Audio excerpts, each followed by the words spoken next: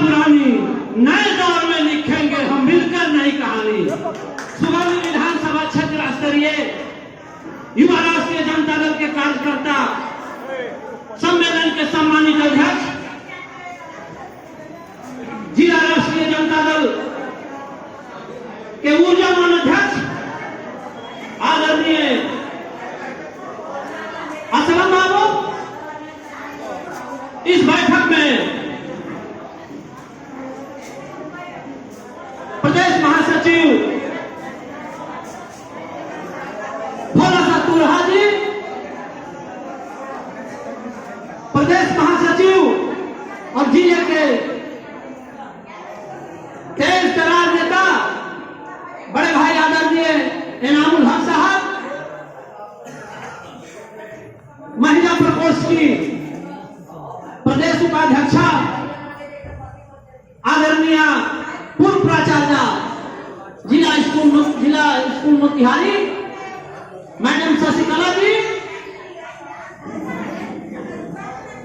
सुगौली विधानसभा क्षेत्र के जन जन के सुख दुख के साथी लगे रहते हैं क्षेत्र में, पूर्व जिला पार्षद पूर्व मुखिया आदरणीय जेपी यादव जी,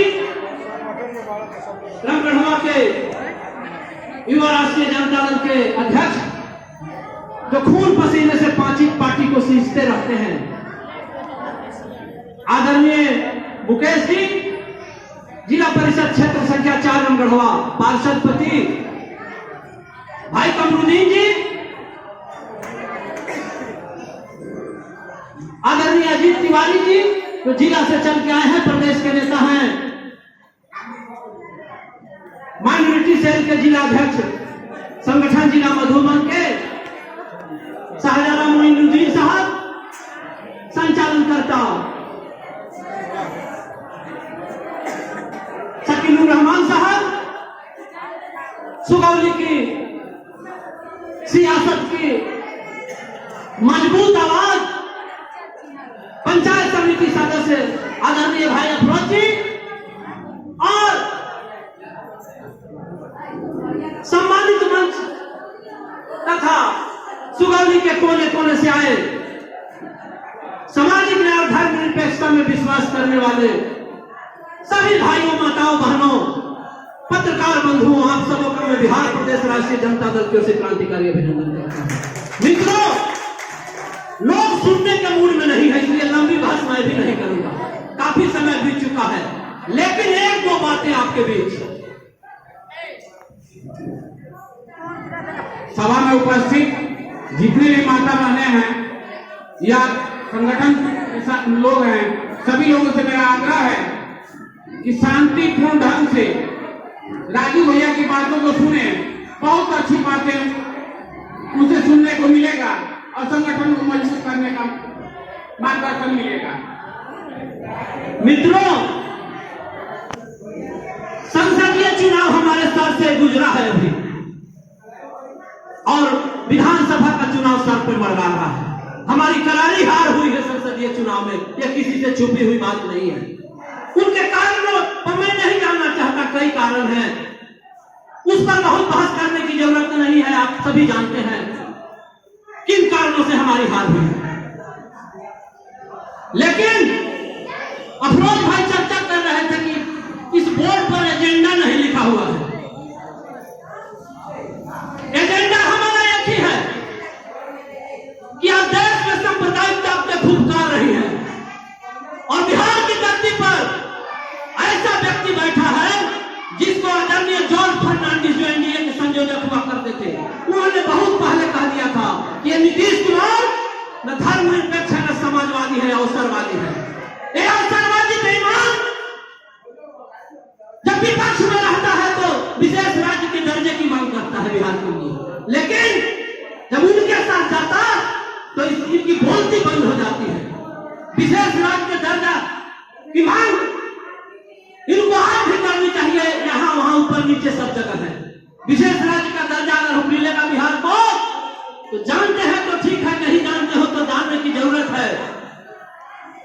केंद्र से पैसे आते हैं, करीब 25,000 करोड़ रुपए हर वर्ष आते हैं विकास के लिए। अभी हाल ही में बिहार के मुख्य सचिव अमृतलाल मीणा ने कहा कि 35-40% पैसे सरेंडर हो जाते हैं, मार्च के बाद वापस लौट जाते हैं। निकामी सरकार खर्च नहीं कर पा रही है। अगर विशेष राज्य का दर्जा होगा तो पैसे लैप्स नहीं करेंगे, अगले वित्तीय वर्ष में वो पैसे आपके नए पैसे के साथ समायोजन होगा और विकास ज्यादा होगा। लेकिन ये मुख्यमंत्री जब केंद्र के साथ है तो इनको बातें करनी चाहिए, बात नहीं करते। जाके जनगणना तेजस्वी यादव जी ने दबाव देकर कराया था बिहार में, श्रेय लेना चाहते हैं, उससे भी कोई हम लोग को परहेज नहीं है। लेकिन आज केंद्र की हुकूमत इनके साथ है, वहां भी जोरदार ढंग से मांग उठानी चाहिए। भले न्यायालय में मामला है, अलग विषय है, लेकिन इन्हें मांग उठानी चाहिए। लेकिन मैं समझता हूं पूरी तत्परता से उस पर नहीं लगे हुए। तेजस्वी यादव को हमारा एक ही एजेंडा है, तेजस्वी यादव के नेतृत्व में बिहार में सामाजिक न्याय और धर्मनिरपेक्षता से लैस सरकार बनानी है। इसके लिए आज हम युवा राजद के बैनर तले सुगौली में बैठे हैं। हमें गांवों में जाना होगा, लोगों के बीच। तेजस्वी यादव जिस खानदान से ताल्लुक रखते हैं, देश के सबसे बड़े सामाजिक न्याय के योद्धा के लड़के हैं, उनकी लोकप्रियता में कमी नहीं थी, पूरा देश उनको जानता था। लेकिन 17 महीनों की पिछली सरकार में जिस तरह से तेज गति से उन्होंने काम किया, थक चुकी सरकार को इतनी तेज दौड़ाया कि एक दिन में 1,32,320 नियुक्तियां हो गई।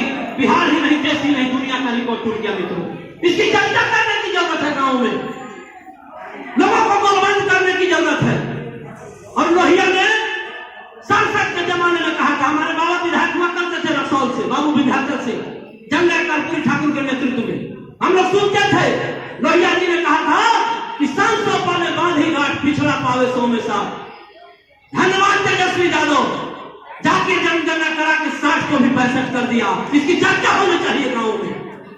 और जाके जनगणना SC ST OBC को ही नहीं, सवर्णों के भी हक में हुआ है।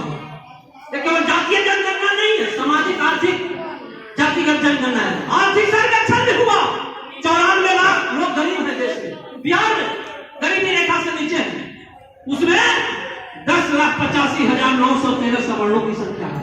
उनके लिए 2 लाख रुपए रोजगार के, छोटे रोजगार देने के लिए योजना बनी थी पिछली सरकार में तेजस्वी यादव के नेतृत्व में, लेकिन वो ठंडे रास्ते में है। इस पर कब कार्रवाई होगी माननीय नीतीश कुमार जी?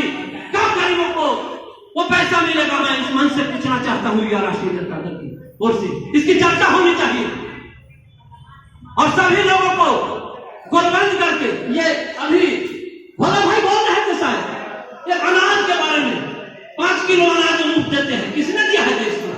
10 सितंबर 2013 केंद्र में लालू यादव के सहयोग से सरकार चल रही थी। खाद्य सुरक्षा बिल हमारी सरकार ने लाया था। आज भी देश में करीब 19 करोड़ लोग भूखे सो जाते हैं, स्थिति है, आंकड़े बताते हैं। कोई भूखे नहीं सोए, इसके लिए केंद्र ने योजना बनाई थी। हमारे लालू यादव के सहयोग से जो सरकार चल रही थी, कोई भूखे नहीं सोए, इसके लिए खाद्य सुरक्षा कानून बनाया था, उसको पास किया था। 3 रुपए किलो चावल, 2 रुपए किलो गेहूं और 1 रुपए किलो रोटाना, ताकि कोई भूखे नहीं सोए। ये हमारी सरकार की देन है, इसकी चर्चा होनी चाहिए। ये बिल थपाते हैं, बांट रहे हैं, और जितना 2.5 साल में बांटते हैं, 1 साल में डीजल पेट्रोल से दाम बढ़ाकर आपके जेब से छीन रहे हैं। इसको समझने की जरूरत है, क्योंकि इस बातें बहुत है। आज शिक्षा की बातें होती है, गुणवत्तापूर्ण शिक्षा। लालू यादव के जमाने में 91 से 99 20,000 22,000 बीपीएससी से शिक्षकों की बहाली हुई। वो शिक्षक आज बीडीओ और डीएम की योग्यता रखते हैं, धरोहर है हमारे विद्यालयों की। और आज उसी तर्ज पर तेजस्वी यादव की हुकूमत जब बनी तो इन्होंने भी पिछले दिनों क्या गड़बड़ी हुई नीतीश राज में किसी से छुपा हुआ नहीं है।